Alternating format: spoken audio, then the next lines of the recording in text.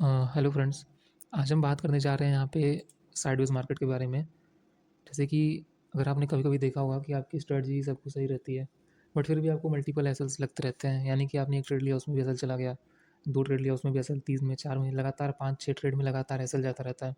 और आप इस बात से कन्फ्यूज़ रहते हैं कि क्या मेरी स्ट्रैटेजी खराब हो चुकी है या फिर क्या दिक्कत आ रहा है कि मेरे मल्टीपल एसएल जा रहे हैं। तो गाइज़, ऐसे में क्या दिक्कत स्ट्रैटेजी की नहीं होती है, ऐसे में दिक्कत होता है मार्केट का, जो कि उस टाइम पे साइडवेज हो चुका रहता है। अभी सबसे बड़ा रीसेंट एग्जांपल मैं दिसंबर का आप लोग को दिखाता हूँ। यहाँ ट्रेडिंग व्यू पे मैं हूँ ही पहले से, और ये एक इंडिकेटर इधर लगा हुआ है, इसको भी कुछ देर के लिए बंद कर देते हैं। तो आप जैसे यहाँ पे देख सकते हैं, इधर बिटकॉइन का क्या हाल रहा है। ये बिटकॉइन का चार्ट है। ये कंटिन्यूअस यहाँ ऊपर से एकदम नीचे तक गिरता रहा, जैसे कि 1,07,000 से 1,07,000 से एकदम डाउनफॉल कितना ज़्यादा नीचे गिरा। आप देख सकते हैं इसको, ये ऑलमोस्ट ऑलमोस्ट 24%, 10 दिन में 24% बिटकॉइन गिर गया। बट वहीं जब हम दिसंबर की बात करें तो ये शुरुआती के दिनों में तो ठीक था, बट ये 15 दिसंबर के बाद से इमीडिएट ये पूरा मार्केट एकदम साइडवेज हो गया। जैसे कि आप देख सकते हैं 15 दिसंबर के बाद से ये मार्केट यहाँ से लेके ये लगभग लगभग यहाँ तक, थोड़ा सा ये देखिए, ये टोटल 5% के रेंज में पूरा फंसा रह गया मार्केट। और कितने टाइम तक फंसा रहा है इसको मैं थोड़ा और नज़दीक करके दिखा देता हूँ आपको। ये आप देख लीजिए, यहाँ से मार्केट पूरा फंसा रहा, और ये पूरा यहाँ तक फंसा था, जो कि ऑलमोस्ट ऑलमोस्ट 15 दिन मार्केट केवल 5% के रेंज में फंसा रह गया। जो कि आपने देखा होगा, जब भी ट्रेंडिंग डेज आते हैं तो बिटकॉइन एक ही दिन में 4 से 5% का मूवमेंट दे देता है। तो अब बात करते हैं कि ये हुआ क्यों। ये हुआ गाइस इसलिए क्योंकि मार्केट पूरा साइडवेज हो चुका था। मतलब मार्केट का कोई डायरेक्शन फिक्स नहीं था, मार्केट यहाँ से ऊपर जाएगा कि नीचे जाएगा कुछ भी फिक्स नहीं था। मैं यहाँ पे आपको एक लगा के दिखा देता हूँ इंडिकेटर। बेसिकली ईएमएस के क्रॉसओवर पे जो भी स्ट्रेटजीज बनती हैं कि वो मैं नीचे से ऊपर वो काटेगा तो बाई की तरफ ट्रेड लेंगे, ये कोई स्ट्रेटजी अभी नहीं है फिलहाल। बट मैं एक एक्सप्लेनेशन देना चाहता हूँ। हालांकि इस पर भी स्ट्रेटजीज बहुत सारी हैं, मैं उसको भी एक्सप्लेन करूँगा आगे। बट आप ये देखिए, जब मार्केट यहाँ पे ट्रेंडिंग था, यहाँ का एग्जांपल लेते हैं। मार्केट यहाँ पे ट्रेंडिंग था तो एक बार ये मैंने फॉल दिया और कंटिन्यूअस बस वो नीचे की तरफ गिरता रहा, नहीं गिरता रहा, गिरता रहा पूरा। लेकिन जैसे ही मार्केट यहाँ पे साइडवेज होता है, सबसे पहली बात तो आपके ईएमएस जो होते हैं वो बहुत ही अर्ली सिग्नल दे देते हैं कि मार्केट साइडवेज हो चुका है। फॉर एग्जांपल आप यहाँ पे देखें, यहाँ पे क्रॉसओवर गया, कोई रिजल्ट नहीं, नीचे आ गया, तुरंत नीचे क्रॉसओवर, तुरंत ऊपर क्रॉसओवर, फिर नीचे। हालांकि यहाँ पे बात ये भी है कि चार्ट ये बन चुका है तो अब दिख रहा है।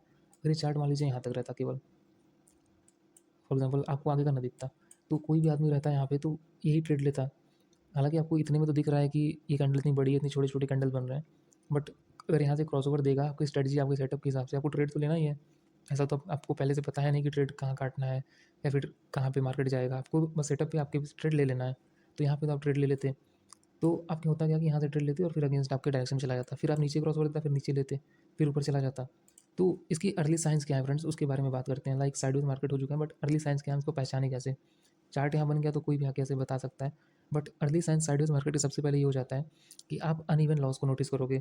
आपका लॉस बहुत बड़ा नहीं होता है बट फ्रीक्वेंट हो जाता है, यानी कि आपको छोटे छोटे लॉस ना आपका। फॉर एग्जांपल अगर आपकी कोई स्ट्रैटेजी है जिसमें आपको 500 का एसएल है और 1000 रुपये का प्रॉफिट है, बट जिस टाइम मार्केट साइडवेज हो जाएगा आप नोटिस करोगे कि एसएल आपका आ गया है 200-300 पे, और वो कंटिन्यूस वे में हिट होते जा रहा है। कभी 200 का एसएल, कभी 300 का एसएल, कभी 250, इसी वे में 5 बार 6 बार लगातार हिट होते जा रहा है। तो सबसे अर्ली साइन तो फ्रेंड्स यही होता है साइडवेज मार्केट का कि एसएल छोटा हो जाएगा और फ्रिंकेट हो जाएगा। एक ड्रॉडाउन वाली चीज़ अलग होती है कि ड्रॉडाउन कभी-कभी आता है, आपकी स्ट्रैटेजी थोड़ी नेगेटिव परफॉर्म करती है, ड्रॉडाउन अलग चीज़ है। बट एसएल आपके सेटअप के हिसाब से छोटा हो जाए और फ्रीक्वेंट हो जाए तो समझ लीजिए कि वहाँ पे साइडवेज मार्केट हो चुका है। ऐसे में करना क्या है फ्रेंड्स, एक इंडिकेटर बहुत ही अच्छा आता है, मैं यहाँ पे दिखा दे रहा हूँ। इसको बोलते हैं एटीआर, एवरेज टू रेंज।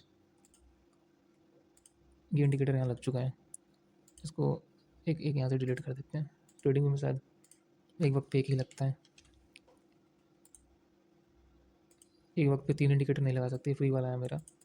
तो अब इनकी कोई काम नहीं है, इसको बंद कर देते हैं। अब आपको बस एक चीज़ यहाँ पे नोटिस करना है एटीआर में, कि जब आपका मार्केट पूरा ट्रेंडिंग था तो एटीआर की वैल्यू अलग रहेगी। जैसे यहाँ देखिए, ये पीक पे है एटीआर तो 1276, ये पीक पे है तो 1560।